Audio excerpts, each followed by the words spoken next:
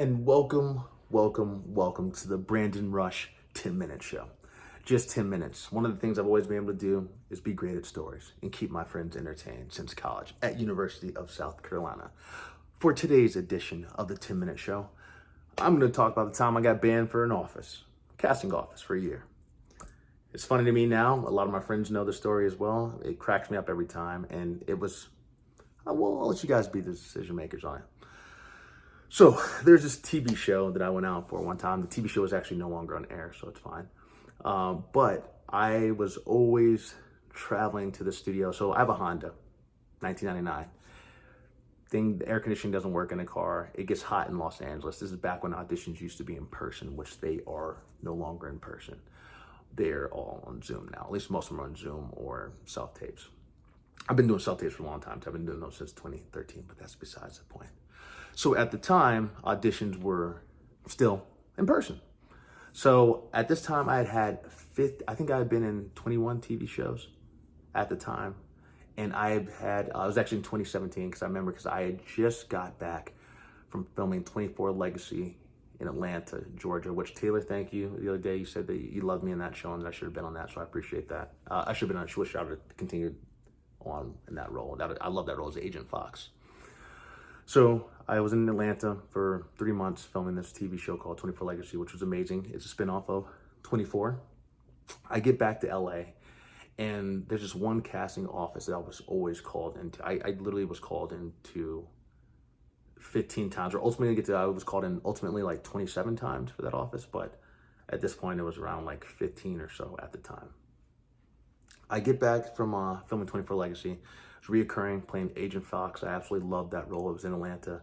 Get back to Los Angeles. I get called in for this TV series, where I live at, in order to get to this place, it would take maybe about an hour to get to where this casting office was located. It would take an hour. My AC doesn't work. It was always late in the afternoon.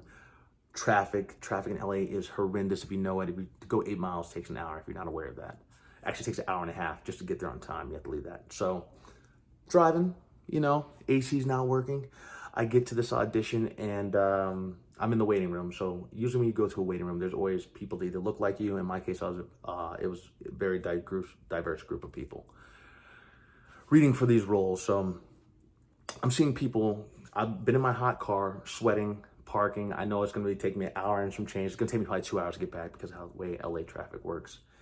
And I am literally I'm just waiting in line as people are going. I kind of hear them going. People going in and out, like quick, real quick, just in and out, in and out, in and out, in and out, in and out. And I'm over here thinking, you know what, man? I've been in that hot car. I've been in that hot car driving over here. I'm gonna perform. Like, I'm not just some kind of person you take in and out. I've put in the effort to learn this material. I'm gonna come in here and I'm gonna do that material. So, I would hope to have the same respect that they give me. I would hope to have the same respect back. I always treat the janitor with the same level of respect that I treat the CEO. Now, I'm from the East Coast. My family's from the South, but I spend a lot of time in New York. I consider myself a New Yorker at heart. But I will always tell it like it is. Since a kid, I've always had a problem with speaking my mind and telling like it is. It's not necessarily a problem. It's me being honest and not fake. So in line, I see people going in and out, in and out, in and out, in and out. It's finally my turn to go. So they call my name. I'm ready. I walk through the hallway. I walk in, and when you walk into the office, there's it was a casting office. There's 9 chairs lined up around the table. So all the people associated with the show, executive producers, casting, director, writers, all that. And they're having themselves a little pizza party when I arrive. Driven in a hot car, came here. This is my 15th callback for the show at the time. I've driven this hot car and they're having a little pizza party. And one of them goes and says, you can just start whenever. Just like that, start whenever. They caught me on the right day. So I said, sorry to interrupt your little pizza party. I didn't say that part about sorry to interrupt your little pizza party. But what I said insinuated that. I said, actually, before we even begin, I just want to let you all know that I just got back from doing a series reoccurring on 24 Legacy in Atlanta playing Agent Fox. Now we can begin.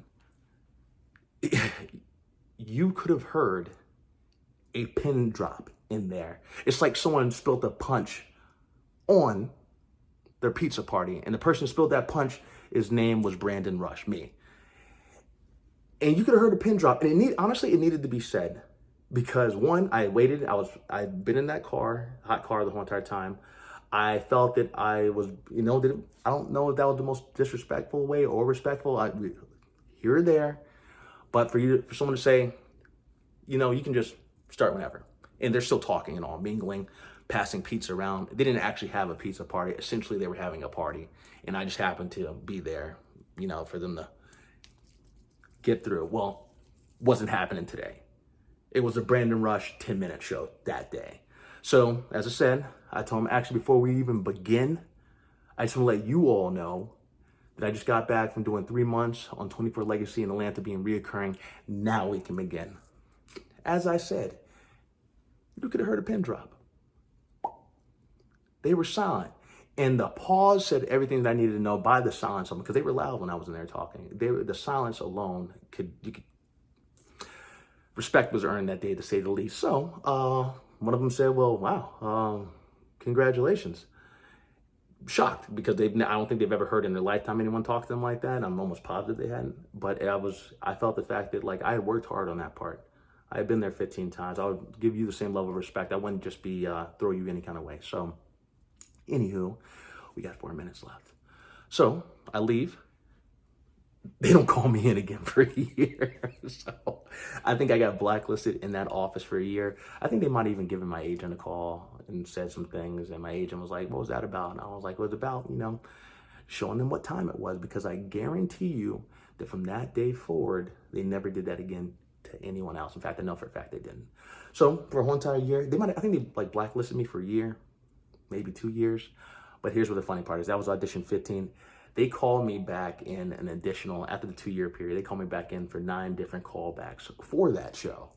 Never got it, which is okay, because actually what they didn't realize is that I actually booked one of their spinoffs, which I filmed in New Orleans and was amazing, with an amazing casting director, an amazing casting office, amazing director, amazing writers. I had one of the best times of my lifetime. That's one of the shows I filmed in New Orleans, which was amazing. So I was actually already on the show at that point. They didn't know that, but I knew that, because you don't have to reveal everything. And I don't even know if they look at my resume, but had they looked at the resume, they would have seen that. So anywho, one of the times I was called back, it was this role of a lieutenant, right? A lieutenant that was supposed to be afraid, a lieutenant in the Marines. I believe it was Lieutenant Marines that was supposed to be afraid of some people that the person shouldn't have been afraid of. And look, I keep it real. I said, a bunch of my boys, Marines, I was hearing people go in. I heard this one guy scream at the top of his lungs, really loud. I'm like, you know what, man, he deserves that part. In fact, I think I even told him when he came out. I might even told him that when I walked in, but I played the part the way I was going to play it. And here's the reason why. I'm not a small guy. If I'm a lieutenant in the Marines, I'm not going to be scared like that character. I felt like that character was. I knew I wasn't right for that part because I couldn't play being scared like that. Realistically, I couldn't play scared because I wouldn't be believable in that part, because I know that I wouldn't be scared in the situation they were doing. And I try to bring the most realism to those parts. So I heard a guy screaming at the top of his lungs. When he got out, I was like, you know what, man, actually, dude, I do think you deserve this part, because I know for a fact that I can't do that. It wouldn't be believable for me to do that, because the person was great. I don't know who ended up getting it, because I didn't watch this. I never actually watched the show. I didn't watch that episode of the show, but I did watch the show. But I went in there and I did it the way that I naturally would do it. My character wasn't scared because, one, I'm a lieutenant in the Marines. I wouldn't be scared in that situation. And the way it was crafted. So I just did it my normal way. I changed up the whole entire way to do things. I have a certain approach when I approach things. I always want to give respect to the writers and directors. And the thing is, when you act, it's your take of how you see it. So to me, the character wasn't played like the guy that went before me was real high pitched, real scared. My character wasn't that. There can be a different level of scared. There can be a caution to it, which is how I approached it. I had a cautiousness. I wasn't scared like that person played it. I played it with a caution, where you be alert to what was happening. So as I said, they called me an additional 9 times, never got it. That's okay. I still love them. They're awesome, but I'm glad that I stood up for myself. And with that being said, that is the 10-minute Brandon Rush Show. You're welcome. Have a good night, people.